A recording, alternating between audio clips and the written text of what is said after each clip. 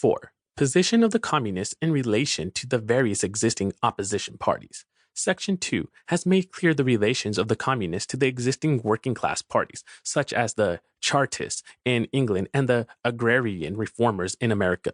The communists fight for the attainment of the immediate aims for the enforcement of the momentary interests of the working class, but in the movement of the present, they also represent and take care of the future of the movement. In France, the communists ally themselves with the social democrats against the conservative and radical bourgeoisie, reserving, however, the right to take up a critical position in regard to phrases and illusions traditionally handed down from the Great Revolution. In Switzerland, they support the radicals without losing sight of the fact that this party consists of antagonistic elements, partly of democratic socialists, in the French sense, partly of radical bourgeois.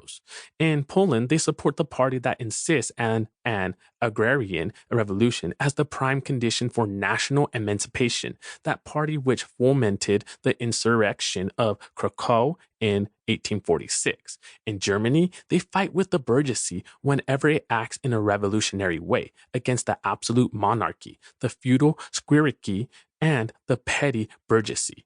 But they never cease for a single instant to instill into the working class the clearest possible recognition of the hostile antagonism between bourgeoisie and proletariat, in order that the German workers may straightway use, as so many weapons against the bourgeoisie, the social and political conditions that the bourgeoisie must necessarily introduce along with its supremacy, and in order that, after the fall of the reactionary classes in Germany, the fight against the bourgeoisie itself may immediately begin.